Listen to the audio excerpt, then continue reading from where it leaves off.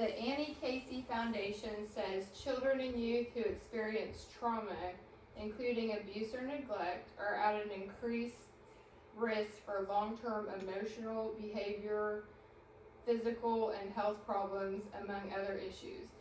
These are the very reasons I'm drawn to therapeutic social work. I believe kids are the most valuable, vulnerable, and innocent people on this planet, and they deserve protection and healing. After 2 summer classes, I will have my associates in sociology and will be moving on to NSU to pursue my undergrad and master's in clinical social work. I will focus my career on therapy and master side. What draws me to this field is a desire to help children and young people in their greatest time of need. I was very fortunate to grow up in a loving home.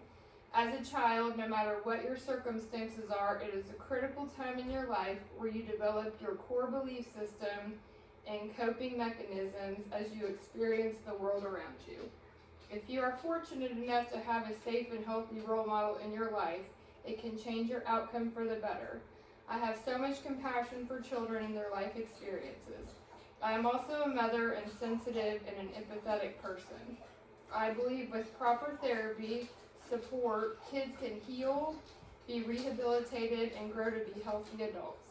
I think therapy can be one of the most valuable tools if applied correctly.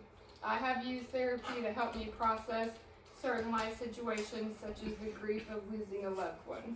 There are so many amazing therapeutic techniques that have been and are being discovered that will help kids and young people process feelings and traumatic events. Therapists can give a child a trusted adult to talk to and confide in. I believe very passionately that every child should have at least one safe adult they can trust and talk to about hard issues. I imagine if every kid was fortunate enough to have that in this world, our world would look very different.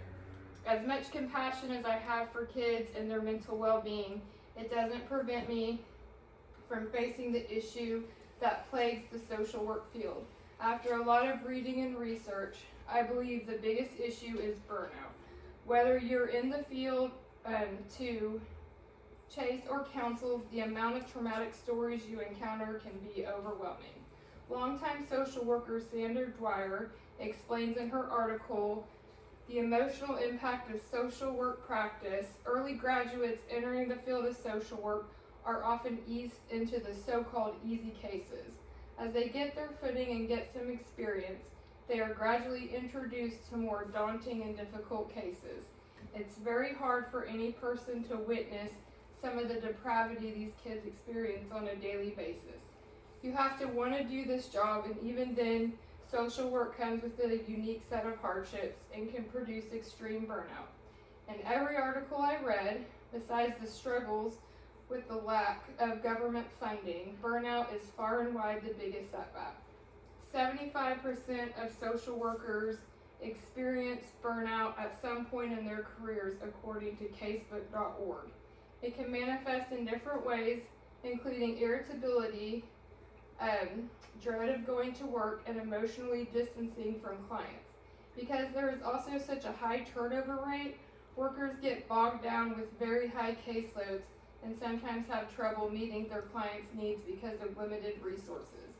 It is very important for social workers to understand burnout is a real and normal part and not a direct reflection of their ability to do their job.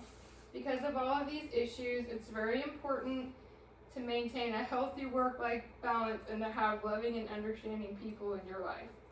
Also, as a social worker, having your own therapist to help you process would be a very valuable tool. Staying on a routine and getting plenty of exercise and rest could also help the mental load of the job.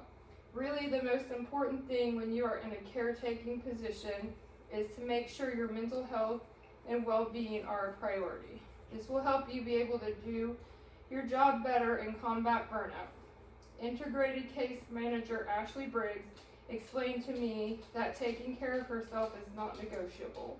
As a therapist turned into team manager at Grand Lake Mental Health, she faces many different challenges on a day-to-day basis. Between paperwork and meeting with her team of caseworkers, She never fully knows what each day will bring. She takes off one Friday each month as a mental health day to decompress. She and her team go into different schools after hours or during specials and visit individual kids based on need. They use many different therapeutic tools such as play therapy and cognitive behavioral therapy. She determines each therapeutic approach based on each individual case in need. She says even with all the challenges, she loves her job and feels like she is making a real difference. I understand that social work is not the easiest choice of a career. However, knowing the kind of person I am and the love and compassion I feel for children, I couldn't see myself doing anything else. The reason I am choosing social work is to make a significant positive impact and truly change lives.